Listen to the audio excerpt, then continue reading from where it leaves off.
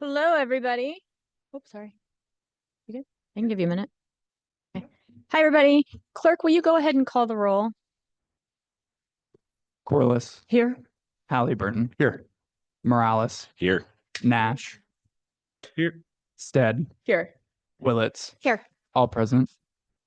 Thank you. All right, we've got a full session today. I just want to tee up this because all of these pieces are related to much of the same thing, and that is long-term planning and a conversation about where and how homes fit into Boise. So first we have Maureen Brewer, who's going to be talking about foothills protection. I want to start with this. Now, the city said a while ago, in fact, before my time, that we wouldn't build into the foothills, but action hasn't been taken. So today's discussion is about that, and I think it's particularly timely, given that this fall we had so many residents say that they were concerned about wildfire mitigation and impact, and wanted to see how we protect our existing neighborhoods and then expand access into the foothills, but importantly, protect our existing neighborhoods. And I look at it, and as did they, from a fire mitigation perspective. So we'll have a conversation with Maureen about an ordinance related to foothills protection, move into a discussion about sewer extension in the Southwest and what that might look like, to get your feedback on that. Again, thinking about how we can partner with developers that are doing infill work in that area of the city to provide sewer, and what that would look like to make sure that growth is paying for itself.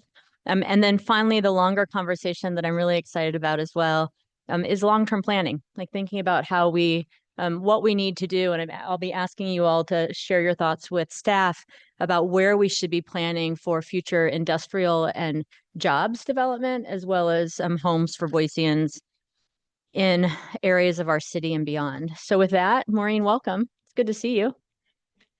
Thank you, Mayor. Nice to see you, Mayor and Council. Maureen Brewer, City Planning Director. I have just a brief presentation today, as the Mayor mentioned, on an important recommended policy that we're bringing forward to you today to protect the foothills. We know that the foothills are an incredibly important and precious community resource, and that Boise City residents have shown really unwavering and strong support to protect critical open space, including the foothills. We also know that the foothills are a scenic backdrop to the city and are a primary area for wildfire risk mitigation efforts. I want to be abundantly clear about the area I am referencing when I refer to the foothills, so wanted to show this map. You can see Boise city limits is outlined in blue, and then the light green is the areas of the foothills that are already annexed into the city or within city limits.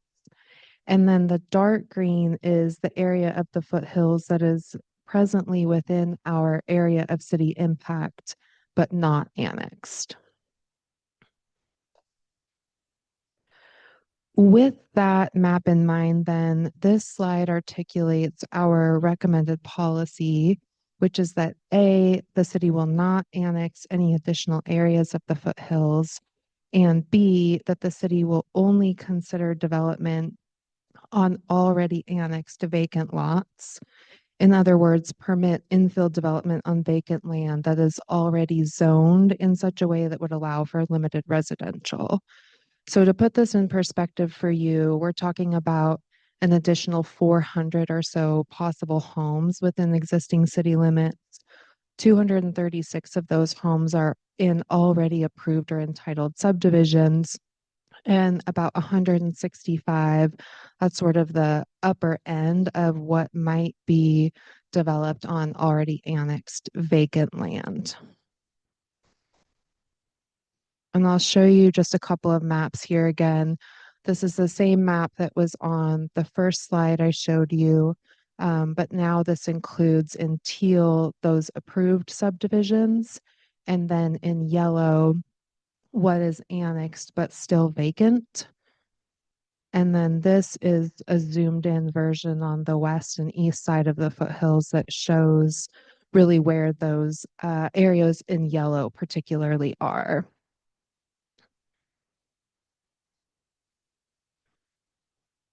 Assuming council support for this sort of two-part policy recommendations, I wanted to delineate our next steps. Again, the recommended policy part A, if you will, which essentially says the city will not annex any more land in the foothills. To codify this policy requires a comp plan amendment. That's about a 6-month process to complete the steps on the city's end. So we would anticipate being back before council in July with that comprehensive plan amendment.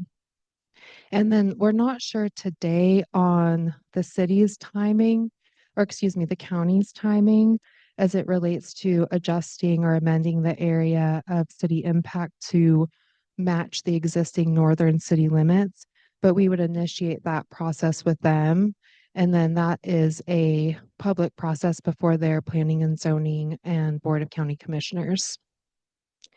And then part B, so to implement sort of recommended policy part B, which is the infill only on vacant land, staff has some work to undertake primarily with our colleagues in Public Works to review and confirm whether our current foothills development policy requires any changes, any enhancements or adjustments. And we would recommend including any proposed changes in the next zoning ordinance amendment. I am happy to stand for or take any questions or stand for any comments. Madam Mayor. Come on now. Hello? Okay. Can you help me understand this, Maureen? Are there parts of the foothills that we would be removing from our area of impact that we might want to like designate for different types of uses that are not residential or commercial development? Like, is there some type of designation that we would want to keep for particular portions of the foothills? Madam Mayor, Councilmember Nash, because the areas in green are unannexed and part of our area of impact, we haven't designated land uses for those areas. That's within the county's purview. So, if something is within our area of impact, is there a specific comp plan designation that we have for that that might influence county development patterns there? Madam Mayor, Councilmember Nash, I'm going to have Deanna Dupuy speak to that if she can. Thanks. Madam Mayor, Councilmember Nash. So if it is in our area of impact, currently in the foothills, the two land use categories we have are buildable, non-buildable, and that's about the determined because of the percent slope. If we were to, with this proposal, which is removing the land from our area of impact, that means it would no longer be on our future land use map or within our comprehensive plan. So we would not have a land use designation for those areas no longer in the area of impact. And it would be determined by the county, and it would be through their planning. Typically, it would be a rural transition land use. Could you help me understand why we wouldn't amend our comp plan to have designations beyond buildable, non-buildable to signal to the county that these are properties that we don't want developed, that we would like them preserved, or why we wouldn't annex them with those types of designations? Madam Mayor, Councilmember Nash, I'm going to respond with like a technical piece that is in the state legislature, and then I'll let Maureen respond to kind of some bigger policy pieces. In the updated area of impact legislation that got passed in 2024, it made very clear that the area of impact cannot be used to signal conservation. It is about the intent to develop is the kind of the role of the area of impact. Madam Mayor, excuse me. Question for staff: if we can we? Is it possible to work with the county on maybe a joint overlay, so that it's like a mutually agreed upon arrangement with them? I think that there's a lot of practical reasons that this is a tool that could be used for, as you mentioned, rain fire mitigation, but also I think we've seen what happens when foothill development moves too quickly, and there's engineering issues with that land for fire mitigation as well. But I think that it's something that our residents have been concerned about in those areas, particularly for a long time. And I think this is a good tool to look at. I would love if we could direct staff to see if it's something that we could work with on the county on a mutually agreed upon overlay. So I'm going to ask a question to follow up with that, Council President. So are you looking to, with our policy, if we were to move forward with something like this, direct staff, and frankly, it might be elected officials as well, to encourage the county to take similar actions and then to have discussions about what they might be thinking about developing in the future? Yeah, absolutely. I mean, I think that right now, what we know is that foothills development cannot be undone once it's done. And things like fire mitigation and hillside engineering gets more expensive and more difficult to attain when development steps are taken in these areas. So yes, Mayor, yes. Madam Mayor, Maureen, can you go to the last slide? Yeah, perfect. First of all, thank you for the work that has gone into this so far. I appreciate y'all bringing this up. I think that for a variety of reasons, whether, it's our city and our citizens' values of the foothills, whether it's wildfire mitigation, whether it's our actual ability to put services into these areas in the foothills, it makes a lot of sense to make this update.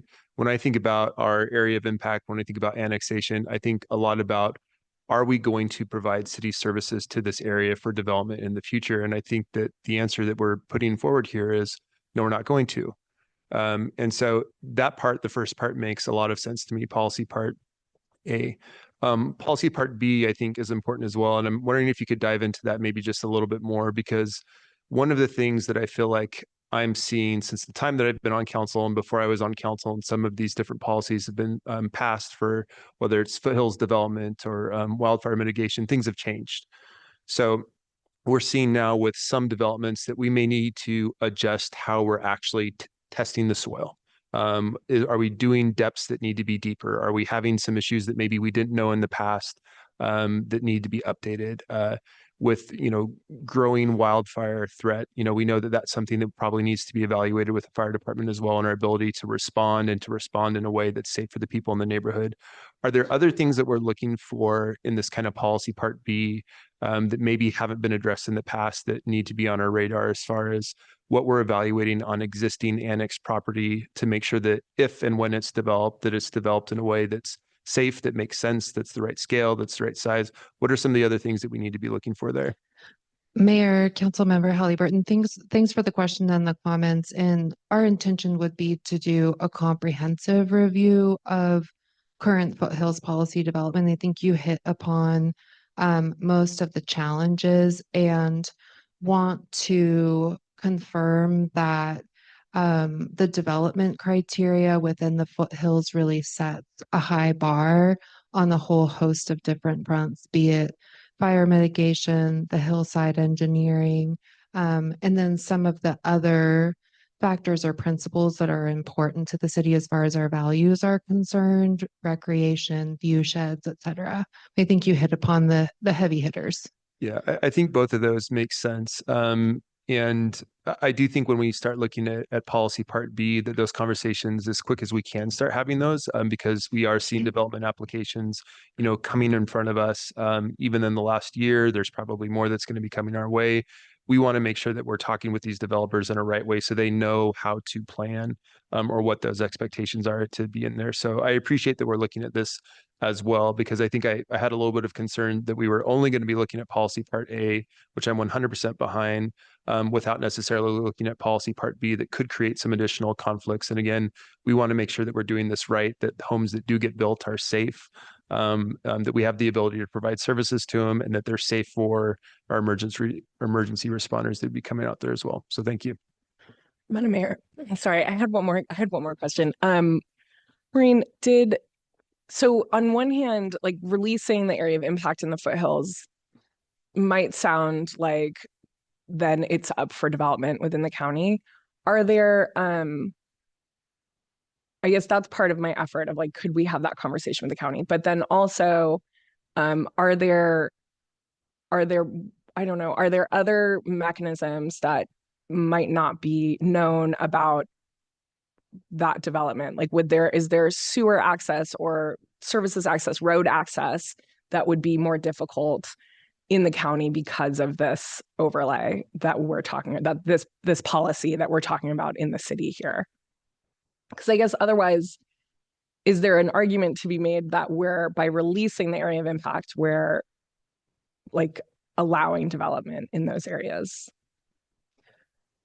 Mayor, Council President, certainly we are foregoing some leverage that we might have otherwise had to sort of influence the type of development we might want to see in the foothills, should the foothills be developed. However, to your point, Council President, with your direction here today for staff to engage with the county on where there might be alignment related to whether any foothills development happens within the county, and if so, what those criteria might be, we can certainly engage in those conversations. Thank you. Madam Mayor. Maureen, thank you. First, I've got a compliment, then a comment, and then a question.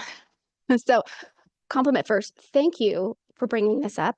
We've got a couple of items on the agenda today that I think are immensely important to how Boise grows. And I'm thrilled that we're having these conversations and that we're at a point now that we can have these conversations now that the modern zoning code is up and running, and just appreciate the opportunity of council for us to think forwardly about what we want our city to look like. So thank you. Well done. The comment, I certainly want to ensure that we are clear about the foothills and open space levy, that it's on. We obviously got, as a city, tremendous amount of support from our voters on that initiative. What I wouldn't want to have happen is for folks to conflate that vote is an immediate connection to this policy, because we were very clear with voters, particularly in my area, that it was also for open space. So we love our foothills, and we also want open space throughout the city. So and I'll put a like an extra emphasis on that, parks and pathways throughout the city. Yeah. So on that vein, I want to make sure that we have clarity, so there's no confusion about when this policy came and why. Is there any intent by the city to buy any of the annexed land that we're talking, any of the land that's in the area of impact at this point? Madam Mayor, Councilmember Willits, no. Okay. So what I hear you saying is this is a development policy that is not related to whether the city has plans to buy that land or not. This is fire mitigation. This is basically smart growth. Madam Mayor, Councilmember Willits, that's correct. Okay. And then a subsequent question, I really appreciated the granularity about how many plots are available, what's been approved, what can be approved. I think that's really important for us to kind of sense about what development is possible. Can you talk to me about the socialization for those who might have wanted to develop in the area of impact and now may not be able to? What's our communication plan? How have we talked to them? Mayor, Councilmember Willits, that's a good question. And I think it's important to note that we have had no formal requests from property owners or developers in the area of city impact to annex. So there has been some interest, or at least some inquiries into whether the city is willing to develop into the foothills or further into the foothills into the area of city impact. And I think this policy before you today answers that question and provides the clarity that those landowners and developers are seeking. Super. And then Mayor, just one more follow-up. Maureen, will you walk us through what would be next and like where the public would be involved and where the county would be involved? We've got a couple of suggestions on how to work together, but what happens next if we say yes? Mayor, Councilmember Willett, so two things are going to happen. And then if you'd like more specificity, I'm happy to invite Deanna to come back up. But on the city's end, we will process a comprehensive plan amendment, and that is a public process that includes a public hearing. And then we will request to the county that they amend our area of city impact to the north.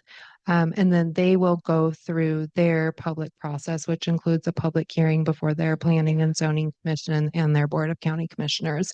Timing on that is TBD. Okay, thank you.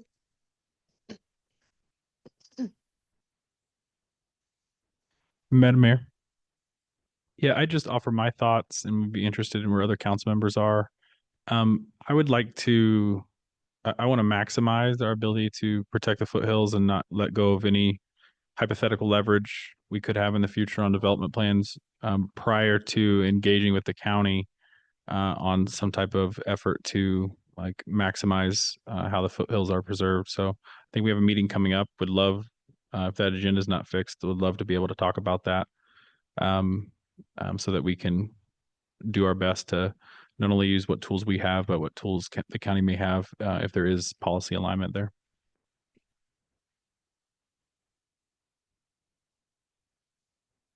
Other questions or comments? Yeah, Madam Mayor, maybe just one more question for Maureen here. This is an information only item right now. I'm trying to figure out if there's any additional direction that you need from us as far as where we're sitting on this. I know that Councilmember Nash just, I think, brought up some direction there. I want to make sure that you've got the information you need from council at this point, or if there's anything else that you need as far as moving forward and next steps go that you're looking for direction on, or this was the goal that we got the information out there that we needed to. Mayor, Councilmember Halliburton, I believe staff has the direction we need from council. Resolution is on city council at 6 p.m. this evening, and then we'll undertake the work we need to do, assuming that goes through, to initiate the comprehensive plan amendment, and then also to start to review and confirm whether our infill development policies need enhancements or changes, and then we'll bring that forward. Okay, thank you. Yeah, I want to ask this question because I think that we've got two different conversations that I'm sort of hearing here right now. One conversation that I'm hearing is the city has no intention of developing into this area. So these unannexed areas in the city's areas of impact, we're talking about removing that unannexed land to prevent future development that's out in that area, to make sure we're addressing wildfire mitigation, and a variety of other issues. So I think that that's one area that we're looking at it. And then I think what I hear from some of my other council members is a different strategy, and that's not actually doing a lot of changes, hanging on to this stuff. And so we don't relinquish some control to Ada County and it gets developed in a way that maybe we don't want to see. So I'm trying to figure out, like, are we speaking the same language here? Are we talking about two different things? It sounds to me like we're talking about two different things. And I'm trying to understand why the city would go this way versus, what we're hearing maybe from some of our other council members.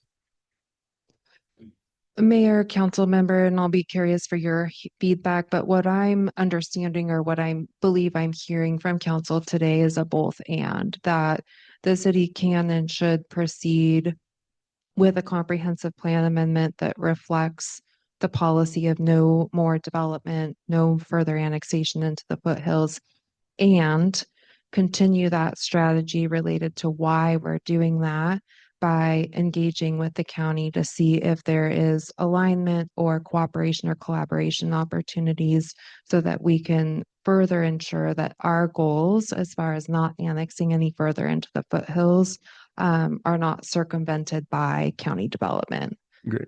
And I think that that's what my hearing is, and that's what I'm understanding. I'm trying to figure out, I guess, from our other council members, if we're hearing the same thing or if we're speaking to something different. Okay. All right. I think we're good. Yeah, thanks for that synopsis. And Maureen, thank you. Okay. Jim, welcome. As I said at the beginning, although I didn't say that Jim was here with us, but this is a discussion about and to get feedback from council on policy as it relates to provision of sewer service within the southwest area of Boise.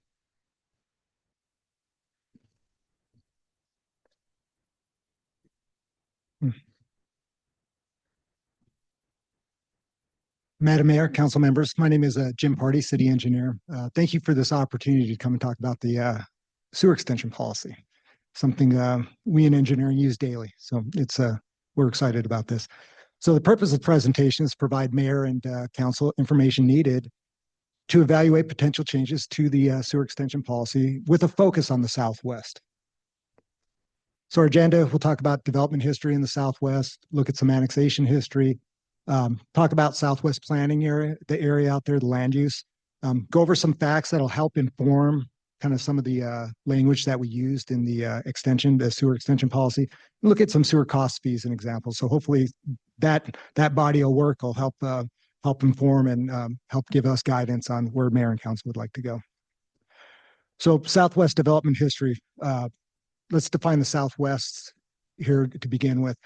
So in this slide, when we're talking about the Southwest, we're talking Overland Road as the north boundary. The southern boundary would be Columbia, New York Canal.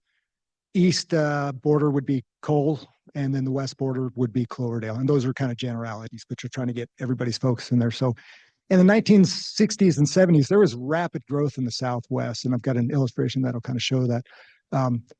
That development happened without services in the area.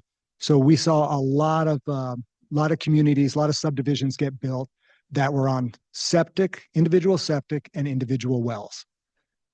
With the exception of there was a small sewer district out there, a Waihe sewer district, picked up about 200 parcels. It was near Indian Lakes golf course out there on South Cold Road. That was taken over by the city in about early 2000s. We took over the pipeline. They had lagoons, how they did their treatment. Those lagoons were turned back to the developer and since have been developed. But for the majority of the area out there, they were on septic tanks and individual wells. In the 1970s, the county had to go out there and place a moratorium on development out there. This was due for two reasons. The first was they were seeing high nitrate levels in the groundwater. And remind you, these folks are using individual individual wells. So that water quality had degraded.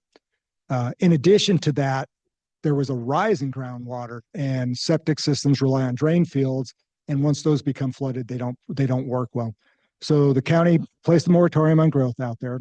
And then in the 80s, Ada County requested the city to start planning for sewer out in their area. So the question is, why would Ada County ask the city to start planning on it? And a couple of reasons. For one, we're in the business. We had at this time we had two wastewater facilities, Lander and West Boise. And kind of in the 70s or 70s and 80s, but in the 70s, we received quite a few grants. The West Boise got built basically on grants through the EPA, is my understanding.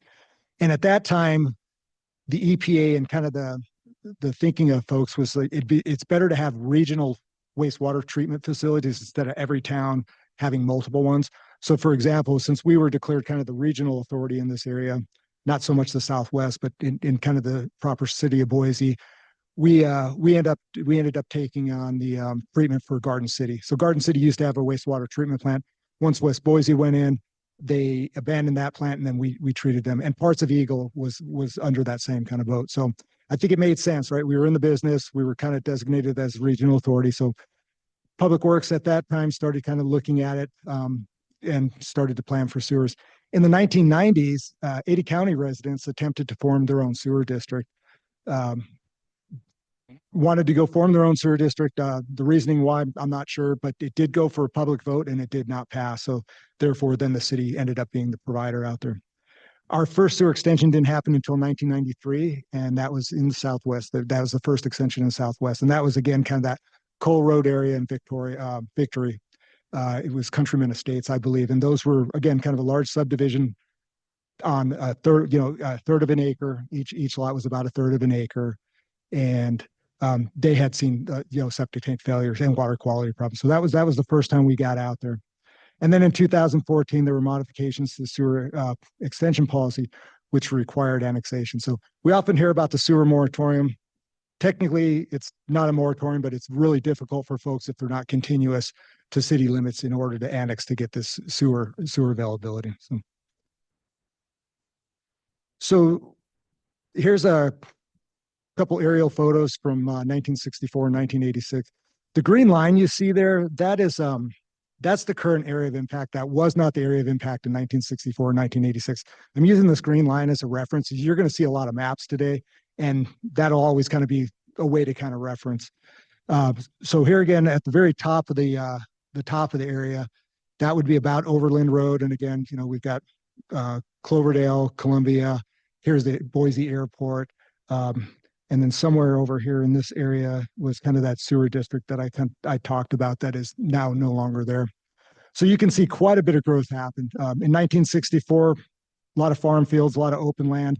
1986, a whole lot of residents. And again, on individual septics, on individual wells. Annexation history. So there again, there's my green line that kind of for reference. We've had some significant annexations out there. I remember some big ones in kind of the early 2000s, 2013. The point here is you can see we haven't done much since then. Annexation it's a challenge, and it's a real challenge, especially when you have existing communities like this, residents out there. So like when we annex Muriel Farms, you're only dealing with a couple property owners. When you start dealing with places that are developed, there's a lot of criteria, and there's been a lot of state legislation over the decades that is, how do I say this? I'll just say makes it a challenge to annex, especially when there's existing residents. And then, of course, as the council and mayor are familiar with the finance that goes behind, annexation, it's difficult to do. Southwest planning area land use. So I bring this map up, and again, you see our green line, kind of we're focused in on the southwest. This map's important, kind of plays off of the last discussion that was just happening, is when we in public works start to plan, when we plan, we're planning for future services, we've got to plan to something. So we plan based on our Boise blueprint for this area, which the majority of the property, the yellow is suburban, single family detached units, 3 to 5 per acre, and then compact 6 to 15 units per acre. So that's the majority of what's out there. So when we were figuring out where the pipe should go and what size the pipe should go and what type of capacity we're going to need at the water renewal facilities, this data is vitally important. If we deviate much from this, if we go less than that, it's good on a capacity standpoint, but it also means we probably oversized infrastructure, and we were maybe counting on, more people to help kind of pay those fees, help offset those costs. If we go too far on the other side and do too high densities, we run the risk of having to do future capital projects.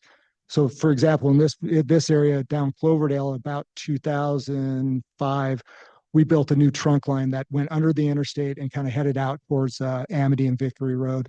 That's a 48-inch pipe. If for some reason we had greater density out there that pipe couldn't do that, we might be looking at having to do another pipe, parallel pipe. So if we stay within here that planned, we're in a pretty good place. So not saying we can't deviate from it, but it's just making sure that Mayor and Council understands that there's impacts to that. Madam Mayor.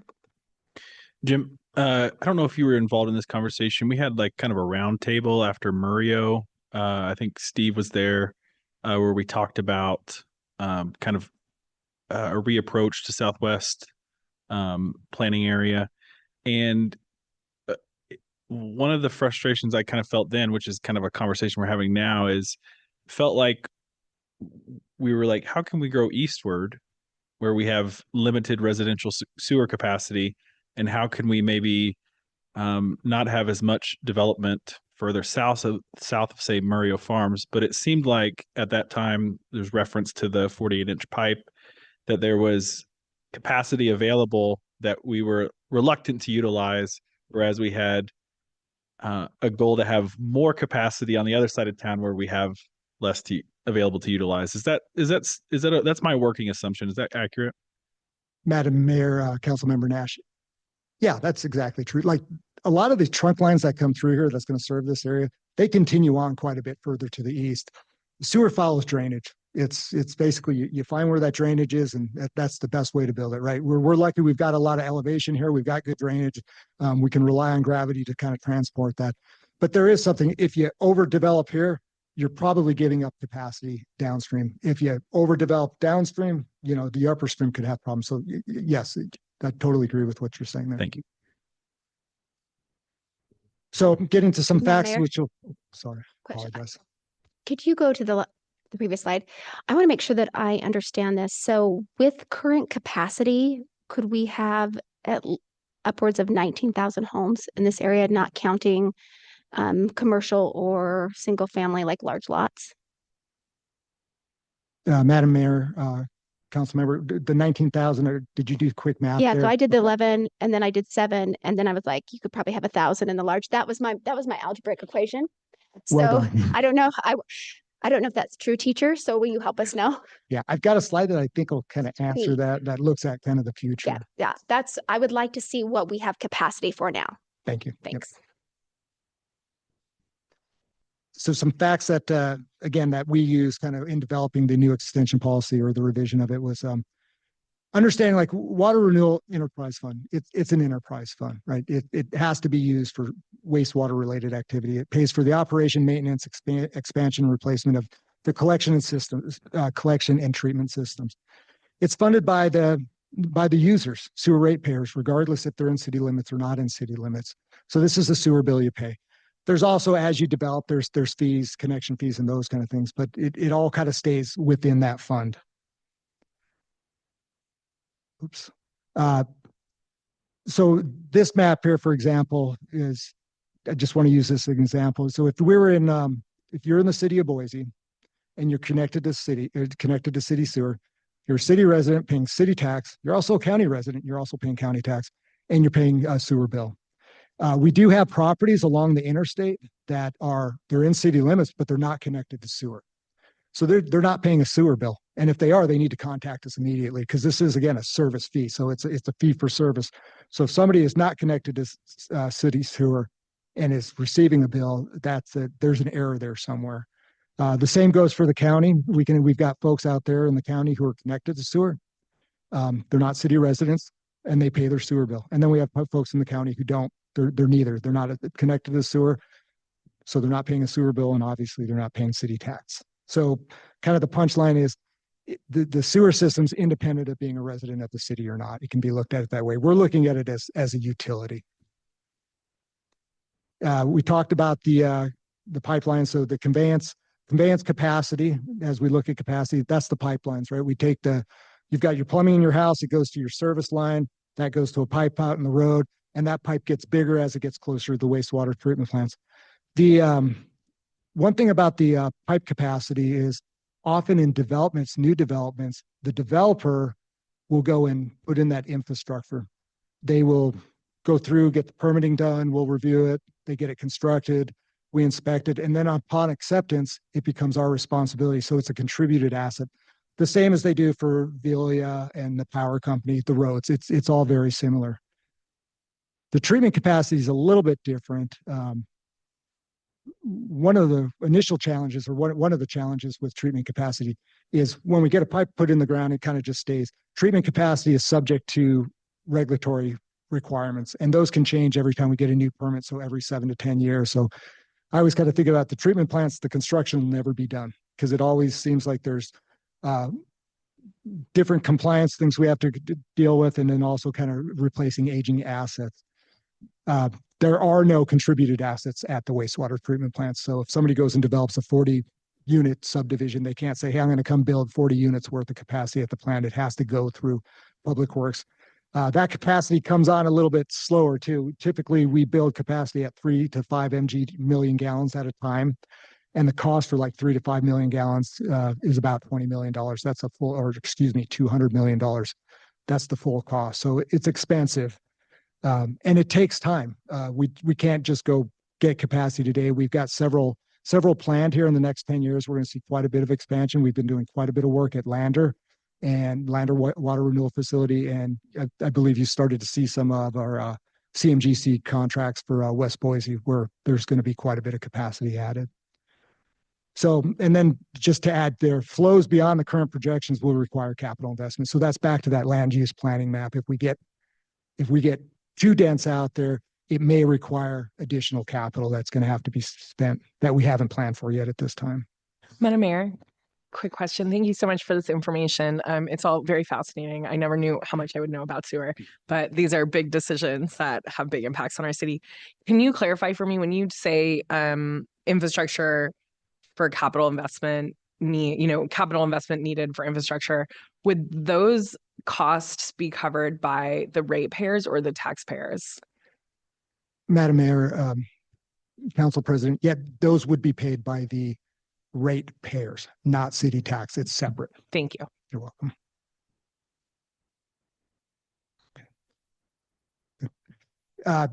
I did want to add this definition about temporary lift stations because this does show up in the proposed sewer extension language.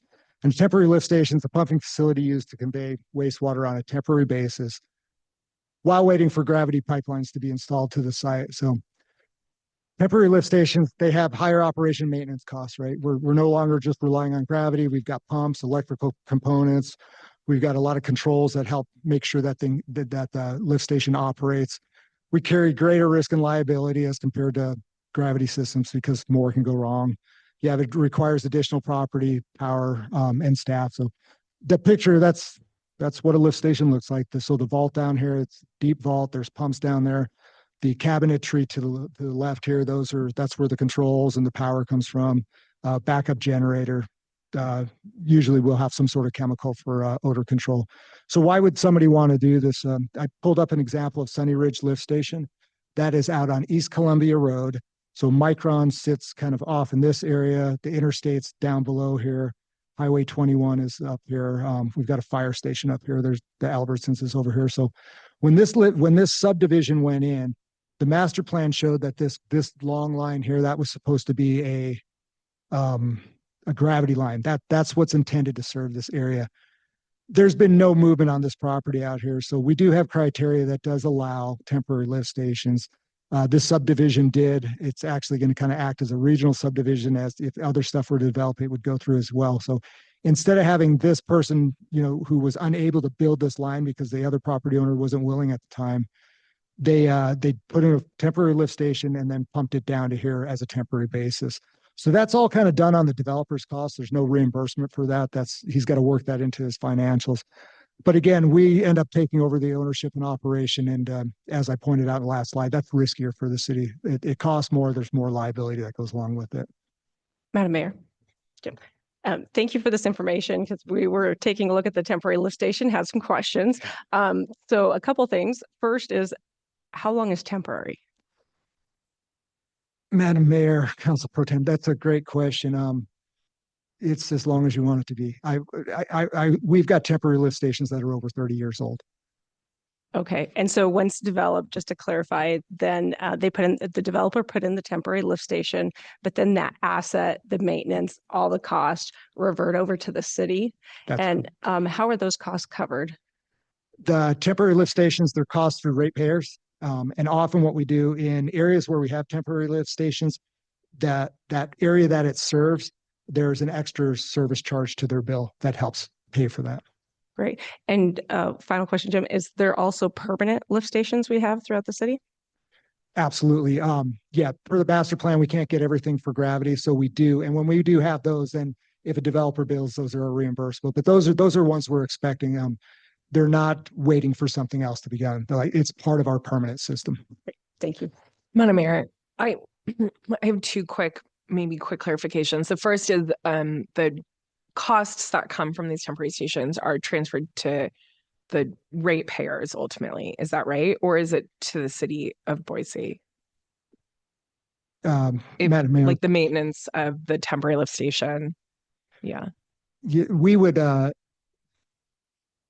the sewer fund pays for that.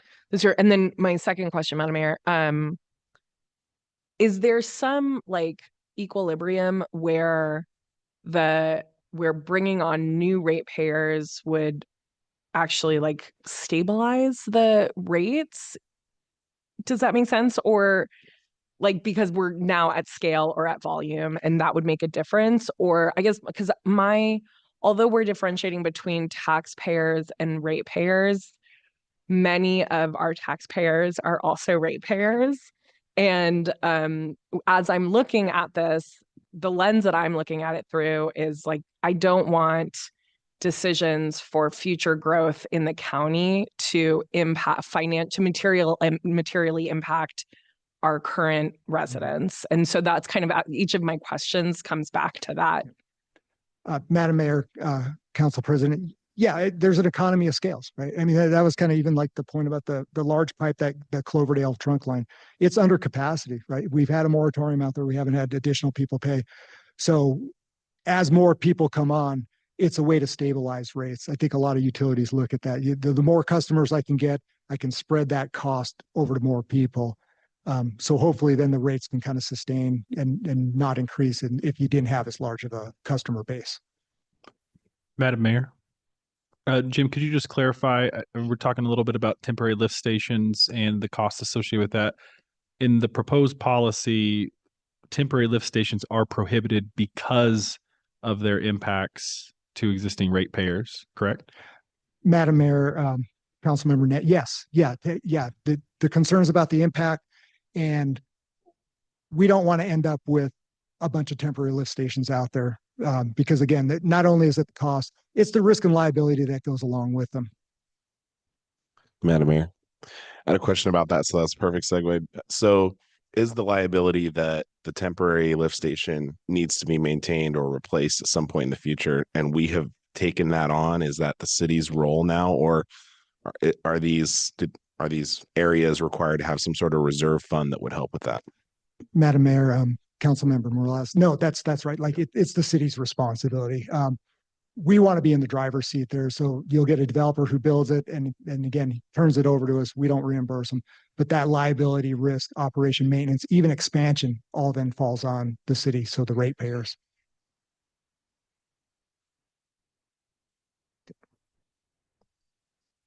Couple maps now. So the question always comes up is, how much land is left out there?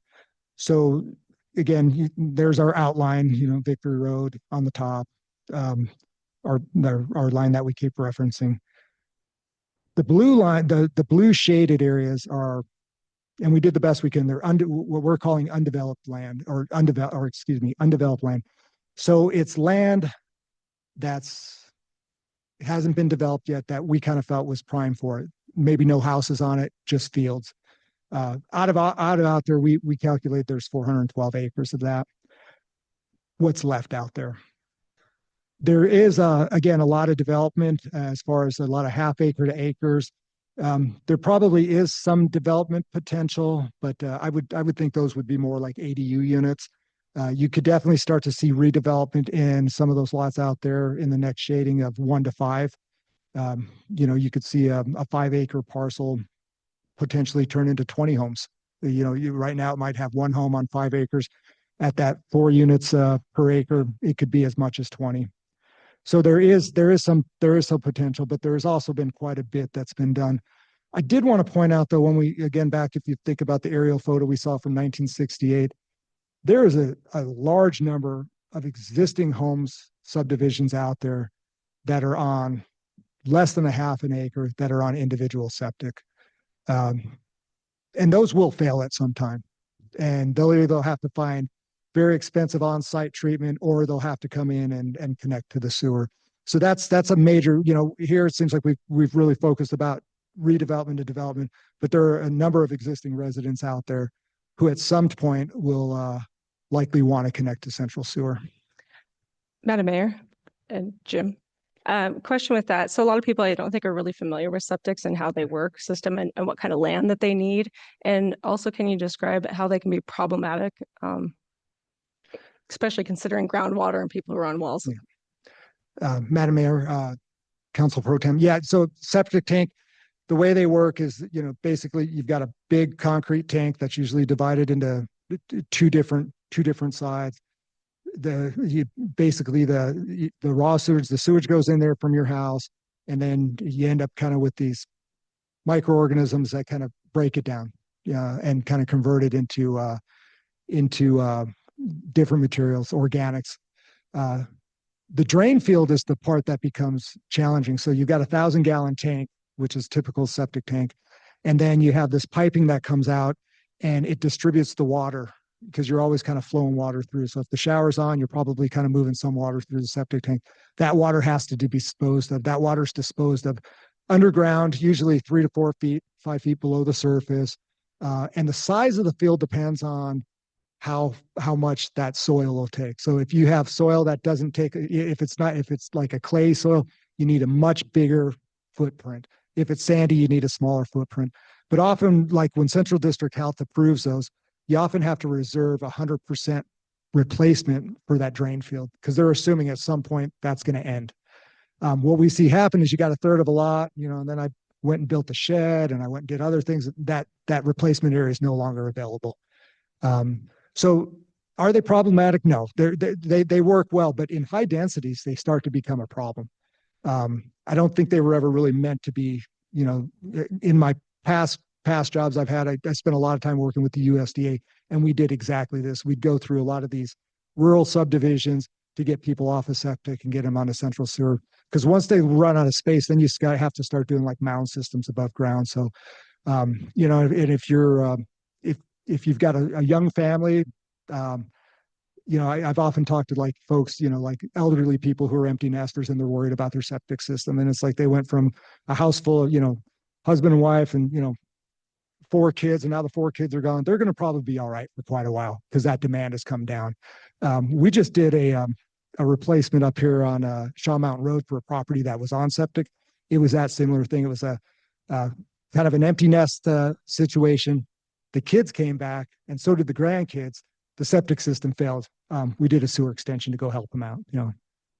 Madam Mayor and Jim, along with that too, can you talk, have you seen much with cross-contamination with well water and septics when they fail?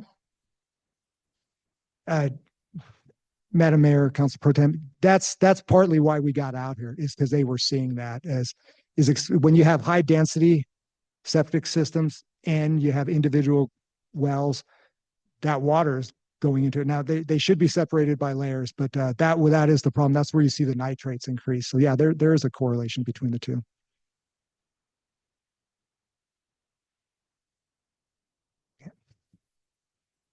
Another map here. So similar to the first map, what this map shows is that the green lines are the existing sewer infrastructure that's out there. So those are lines that are owned, operated, maintained by the city. The magenta lines are the lines that are needed. And again, you kind of looked, a lot of it's in those existing areas. That's how you can find where the septic system neighborhoods are. So quite a bit of infrastructure needs to kind of go in to pick those up. And then of course the redevelopment areas. So again, point of this slide, a lot of infrastructure out there. Where it's not existing is where those existing homes on septic are. Madam Mayor, I just had a quick clarifying question. So if I'm looking at this map right, the white areas with the green, the city has already laid sewer there. It's just not developed at all.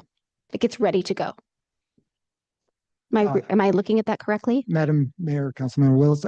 So like down here in the corner here? Or, Yeah, like so. Yeah, this one. Yeah, for just ease of purposes, like if you look at Amity, then go south to LaGrange, and you've got the green and the white. What I'm trying to figure out there is, I mean, there's sewer lines there. Is there development there? Yes. There's already development there. Yeah. Okay. That was all subdivision development. Okay. So the big blank one over here where there's a big sewer line that goes through and you don't see lot lines, that is the Boise Ranch Golf Course, for example. So you got to look closely to see those lot lines. Sorry. I clearly need my glasses. Thank you. Yes. I should have made it bigger. I apologize for that.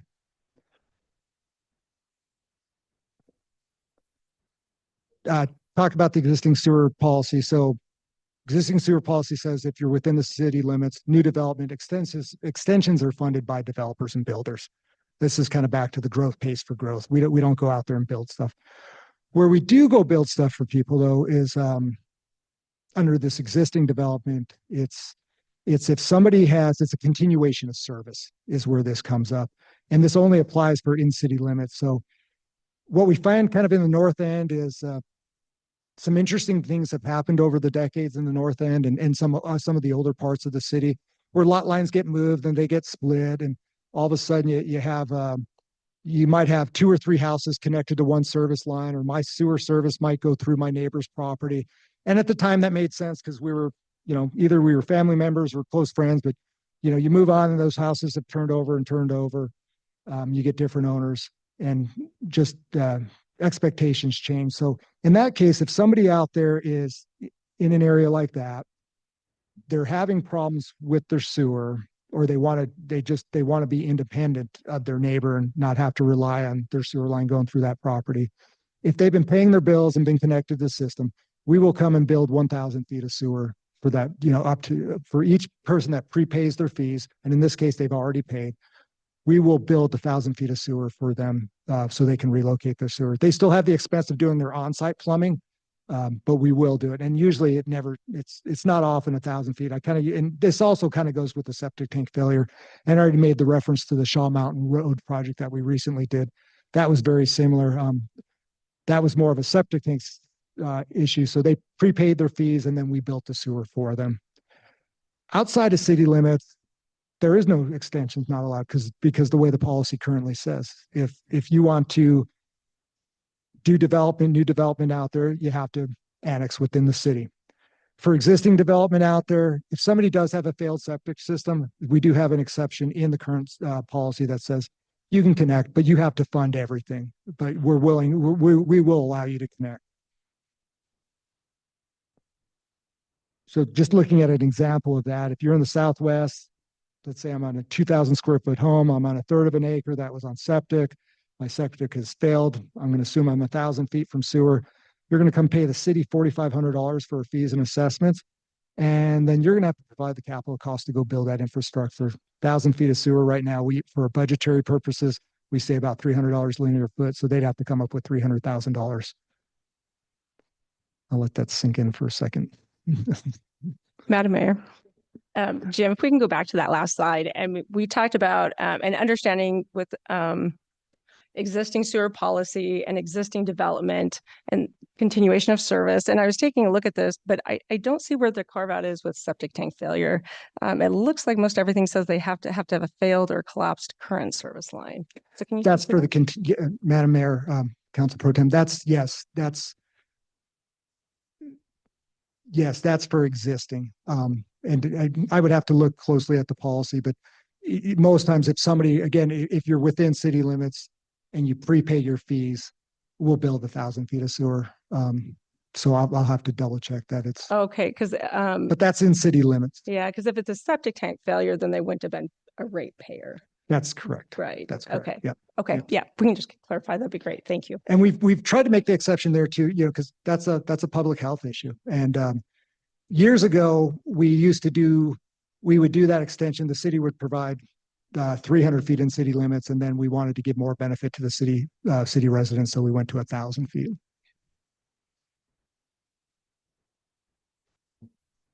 Okay, so proposed sewer extension policy modification. So basically, the sewer extension policy remains the same. All we're doing is adding an exception for the Southwest planning area. And that's saying that extensions will be allowed for new and existing development if the owner funds, designs, constructs the sewer system, pays all the applicable fees, and consents to annexation, written consent to annexation. The city approves extension connection request will be through a will serve letter. That allows us a couple things. The will serve letter is a way for us to review the project to make sure that it meets kind of our assumptions with the land use planning and what was in our sewer master plan. So we don't end up with, I like to use the example, so we don't end up with a bunch of data centers out there, which can be really hard on resources. So it's a way to kind of maintain some control out there. And only developments consistent with, it's kind of the same previous sewer planning effort is allowed. So again, looking at that capacity, making sure it's the right kind of development that is per the Boise blueprint, and that nobody's doing anything that would jeopardize other ratepayers. And then the temporary lift station is not permitted. And the exact language is here again, and it's basically the 7 conditions that they have to meet. And that's the fully funding, pay the fees, follow the comprehensive plan, provide a will serve letter. They have to receive a will serve letter from us, adhere to our requirements, no temporary lift stations, and provide a written consent to annexation. Madam Mayor. Jim, could you describe what remedies a developer might have if they're denied a will serve letter? Do they have opportunity to appeal that? Yeah. Madam Mayor, Councilmember Nash, absolutely. The answer is yes. They have there is an appeal process. Anybody who connects or is looking to connect, they're subject to the sewer ordinance. And in there that allows for appeal process. So we don't have many that come up. We haven't in the past, but there is, and it would go to the Public Works Commission first. And the applicant would then, or the plaintiff would then have the opportunity to, if they didn't like the outcome of the commission, that then they could bring it to city council as well. Madam Mayor, thanks again, Jim. Can you help me understand the sewer district? Do they have the same, like, do they operate under the same, I don't know, rules, expectations as the city of Boise? Does it operate as a totally different entity? And is there a way to define the district so it could operate differently? What's the relationship like? Madam Mayor, Council President. So when you say sewer district, like just a sewer district? Yeah, I guess Okay. let's start there. Yeah. So the only sewer district we have left is the West Boise Sewer District. We've usually when we enter into those, we enter them in contracts with the intent to kind of have them dissolve over time. So we do have the ability to kind of have different rules, is what I'm understanding. Now we got to be careful because again, it's its own fund. So I don't believe, and I'd have to look for our legal counsel, I don't believe like we could charge them double versus not, it's got to be still kind of fair and equitable for all of them. And one more question is that, so could the Southwest Boise sewer area be a sewer district, or is that separate again? Madam Mayor, Council President, yeah, I guess if they wanted to pursue that, again, there are concerns with the city that has with sewer districts, though, because we again kind of carry the risk and liability. The way the regulatory requirements are set up, it still kind of puts us on the hook, and that's one reason that we've looked to kind of remove them and to have full control. Great, thank you. Yeah, Madam Mayor. Complicated stuff. Most of it makes sense to me. I've got a question with number 6 here where we talk about temporary lift stations will not be allowed in the area, because the question really is they're putting in a temporary lift station because they need one. And so if they can't put one in, then is the answer no? Like, no, we can't hook you up? Or like, I'm trying to figure out if you're in this area and if you needed to be able to put that in order for you to be served, and we say this can't be done, are there alternatives, or is the answer no? Or does a permanent lift station have to be put in to a larger group? What happens here? Yeah, Madam Mayor, I'm Councilmember Halliburton. Yeah, I mean, that's really what it is we're saying no because we don't want a bunch of little lift stations popping up there. And when we say temporary lift station, I don't think there's any permanent lift stations that are in the master plan for out there. If they were, they would be allowed to. But the temporary ones is, they would have to go work with the property owners, wherever that line was supposed to come through. And that actually brings up a really good point. I wanted to say too, with the Southwest, a good example is there is capacity out there for what's being planned out there or what has been planned, but it doesn't mean the system's complete. So I could get somebody who'd come in, and we do have a temporary lift station out there in Rockhampton subdivision, Willandra. And it's again, that thing's got to be 25, 30 years old now, right? And it's one that keeps our attention because we didn't expect it to be around here this long. So again, I kind of go back to the liability and the risk. But if somebody were going to come downstream and said, hey, I want to do a subdivision and it's going to drain to that, in the will serve letter, that would be one of our conditions. It's like, you have to remove that lift station. And not only do you have to remove that lift station, there's certain segments of pipe that have to be constructed as well. And that's up to the developer. So they're going to have to make the business decisions and maybe partner with some others. But even if that person did go through and fund that, we call that offsite sewer. There's an opportunity for developers to get reimbursement on that offsite sewer. It's a latecomers agreement. So they don't go and put in the expense and then I'm like, oh, good, so-and-so got it done. Now I'm going to connect. My bill's going to come due on that. Even though they did the work, I'm going to write a check. It's going to come to the city. And for a 10-year window, we do audits every quarter and we'll reimburse the developer on the agreed upon cost for that. Madam Mayor, Jim, so you had mentioned there's capacity out there. So would you say that is there enough capacity to cover what was in the comprehensive plan? And that's one question. The second question is understanding that we have some sewer lines run out there, but may not be enough. The developer may need to continue to invest that infrastructure as they have that development. Yeah. Madam Mayor, Council Pro Tem, that's exactly right. So yes, there is capacity if we follow the plan, because that was always planned. You know, we planned for the density, we planned for what was going to happen out there. So we're good there. The system's just not complete, and there are certain segments, and this happens with development all the time. There might be a little bottleneck here or there that has to be corrected. And again, if that developer wanted to move forward, he's going to have to go address that issue. Just a follow up, when we say we have capacity, is that capacity in the pipes and the treatment? Yes. Yep. Thank you. Madam Mayor, Jim, did you give me a number? Did you solve my algebraic equation? No, I'm sorry. Are you going to I solve was my going to come algebraic? back to you. Sorry. Is there a slide that solves my algebraic equation? Yeah. For the development, how much developable land is that left out there? What we could expect with the Yeah. plan and how many houses could be available? The number of units. Yeah. So let's do your math. No pressure. No, none at all. None at all. Did you want to try it again? No, I'm glad you're doing it.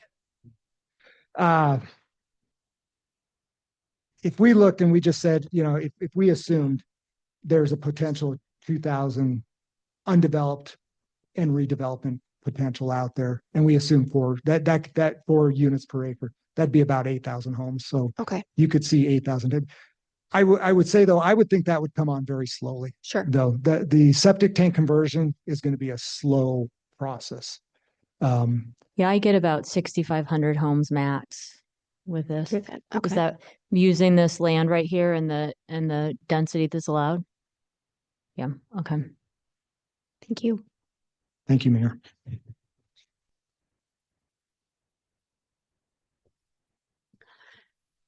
Madam Mayor, I had another question. Great job. Jim, do you have more slides or is that it? And now we're great. Oh, good. Okay, perfect. It's high pressure to do instant calculations on camera. If we could go back to the recommendations, first of all, thank you. And I really appreciate how well you've educated us on not only the history, but just some of the finer points and nuance on this. I'm very supportive of removing this sewer moratorium. I am curious about the consent to annexation, because what I heard you say earlier is this is I'll say this delicately, a pay to flush system. You don't have to be annexed in order to do this. So why is that a condition in your mind? What does the city of Boise get out of that? Madam Mayor, Councilman Willits, it gives us the ability in the future, if we do decide to annex, we've already got that vote. If we give it up now, we're not getting it back. I've been to, from my experience, I've been to annexation meetings and sometimes we're welcome. I'll say often we're not. But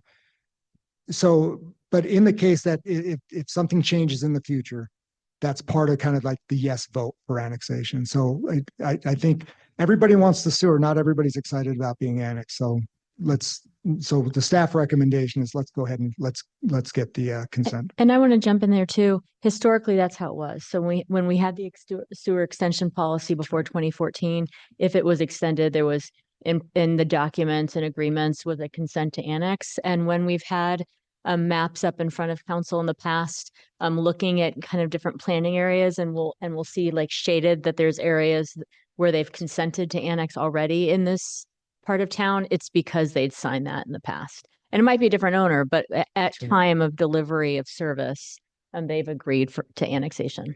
So we're follow up, Mayor. Thank you so much. So basically, what we're saying is, yes, you can access to the sewer, but you may get annexed, and that's the price you're going to pay to get on the sewer. Yeah, it doesn't. Also, price to pay is the cost of getting on the And the sewer. flush. Just to be And the flush. just to be clear, you got to pay And for we're it. paying to flush. Yeah. Yeah.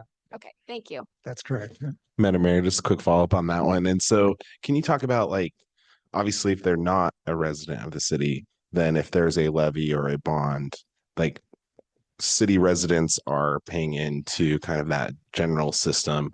Kind of how, just from your way of explaining that, there there kind of isn't a, they're not kind of part of the team on those kinds of efforts, right? Hmm.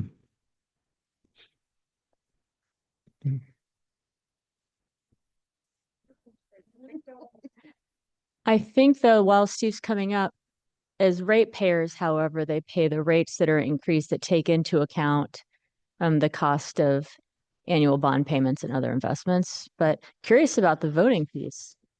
Madam Mayor, Councilmember Morales, could you repeat your question? I just want to make sure I understand. Yeah, I think the mayor kind of responded to the bond side of thing, but like a levy where we're upgrading infrastructure, things like that, that where a city resident is voting and contributing to that, but would a non-resident in these areas that hasn't been annexed yet be part of that equation?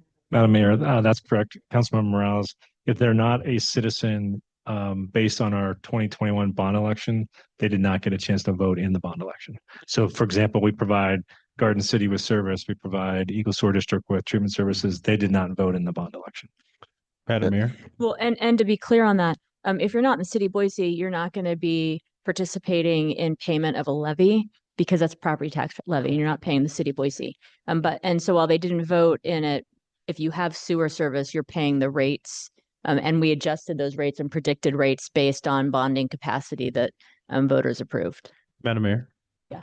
I won't, I mean, Steve, correct me if I'm wrong. Maybe I missed an election, but I don't think I had anything on my ballot in 2021, and I'm in the West Boise Sewer District. That's correct. Madam Mayor, Councilmember Nash, if you're not if you're not part of the actual utility, so West Boise Sewer District is a separate entity, they did not have a vote in the bond election either. I think we have 2 council members that are not sewer ratepayers, so be careful. Don't treat us differently. Thank you. Anything further? Well, if comments, questions, because then we're looking for a firm direction, so staff will continue to work on this, taking into account your feedback. Yeah, I guess, no questions, no concerns. Appreciate the direction that we're going here. We're going to get into this conversation here just in a second, but what I hear you saying is that we've got the capacity both in sort of the system and the treatment for this area. But we're sort of assuming that border ends. I think we're kind of looking at the New York Canal that we've been looking at the map. So if all of a sudden that no longer becomes the border, then we're kind of pulling that into question a little bit as far as the actual line and the capacity of that area. Mayor McLean, Councilmember Haley Burton, part of the sewer extension policy, we defined the area. And what we did is we defined the area as the Southwest Planning Area. And I've changed the name. I now call it the Southwest Sewer Service Area. So it does have a definitive group. So it still holds a hard line, I guess, so that doesn't mean if somebody's outside that line, they're going to have to come in and make a request to get inside it. And almost kind of the way we expand area of impacts now, there'd be a process and a procedure for that. But there's no rights for anybody outside that line at this time. Great. Thank you. Madam Mayor? Yeah. I'd just like to affirm direction. I think one of the things I just wanted to note was I appreciate kind of the city's direction to date for the goal of that financial prudence and being able to see this moment that we are in now where we need more homes and vibrant neighborhoods and how we can take this in that direction as well and continue those goals for our ratepayers and our residents. I appreciate Commissioner Rodbeck noting how this would allow for some more of that infill that would provide the density to support commercial in this area and provide for a more vibrant community that doesn't have to travel so far for services and things like that. So, that I think just appreciate you taking this kind of baton and figuring out how we accomplish kind of this new goal with that original goal as well. So thank you. Madam Mayor, as with Councilmember Morales, I'll also be affirming direction on this tonight. And I do want to thank you, Jim, so much for tackling this and putting this together. It's something I know that's been talked about for a long time. And certainly I've heard about it in my town halls since I've been on council. And with the developments, we've seen a lot of aggressive growth out in Southwest Boise, but the commercial side has really hindered to support that development. And I think it's in large part due to what's been in place today. And conditions have just changed. We saw some leapfrog development. And so I think now is a good time to go ahead and make those adjustments. And I appreciate, again, Jim, you bringing this up. I appreciate the support of the city to make sure that now we have a plan, and those in the Southwest Boise are going to look at some further developments, not just residential, but also commercial to support the residential that already exists. Thank you. Madam All right. Mayor. Yeah. Thank you for this. We really appreciate it. And we appreciate staff, your work on this. Steve, thank you for your patience with me, and Madam Mayor for your support on this. We really appreciate it. This first got brought up from staff in my first leadership meeting a couple of years ago. And so we've been kicking it around. You know, the county show interest, and those folks here that have shown a lot of interest in it. And I've talked with past council members who were involved in putting the moratorium in place. It makes sense to me why they did it. I think the politics on annexation have shifted with more changes to the state legislature, overturning on county commission, the mayor's office, and council. And I think the moratorium has probably outlived its usefulness as it relates to the reasons that it was imposed. Doesn't solve all of the issues related to annexation. I think my view on why we need to do sewer out there is that that decision was made by councils decades ago. Nobody else is going to put the system in. And I know council members get emails about absurd development patterns with like auto zones going on, septic, and there's a lot of different types of development. I had a developer recently. They want to put 20 townhomes on an acre, and it's allowed under the comp plan, and they're only allowed to do one unit right now, and they would like to do more, and they have sewer at the property line. So I think it's going to help us with that. We'll have an opportunity to talk about in a minute, but I would like to better understand if we have confidence as a council on what is in Blueprint Boise as it relates to this part of town. So that if there is development that's going to happen at the county, that we've sent the county what we expect that part of town to look like. That's consistent with both our goals for sewer, but also development patterns in general. So I just appreciate all the work that's gone into this. I think the time is now to do this, and thank you for your diligence on it. Madam Mayor, thanks again for this. And just to build on some of the comments, this has been something that has been batted around for a while, and I appreciate the history. My view is that it's about damn time. I really want this lifted as soon as possible. I appreciate all that the city has done to make sure that now is the right time. And I know that the city staff has been very diligent and deliberate about doing that. A couple of the things that I think are worth noting as just for the public when we talk about this, individual septic tanks are not environmentally friendly, and they're not good for homeowners. And so if we have the capacity for Boise to help, we should help. And it also puts our city more in the driver's seat to make sure that those places that have Boise addresses can also get Boise benefits. And so appreciate this discussion. Appreciate the leadership of the mayor and us, coming together on this. And I'm looking forward to seeing this in a proposed form in which we can vote yes. Thank you. All right. With that, I appreciate everybody's comments. I'm cutting off the rest because we will. It's you've gotten your direction. Look forward to bringing this back, as Councilmember said, for a vote. But I want us to make sure that we have ample time for a discussion on where homes and jobs and roads moving forward. So Jim and team, thank you so much for being here and for the work that got us to this point. And Maureen, you're back with us. Welcome back.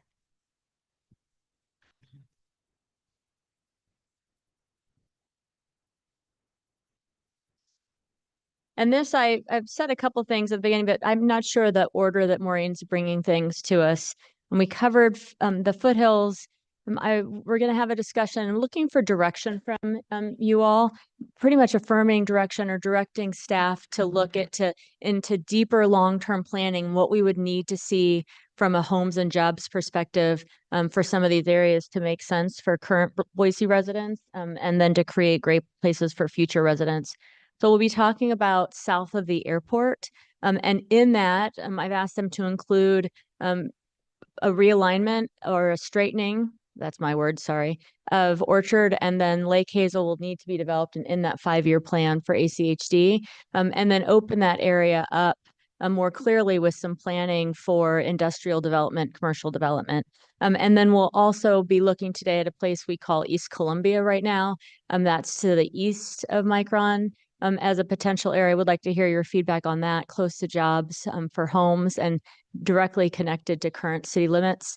And then an area that we have been calling the third bench. It doesn't include all of that area.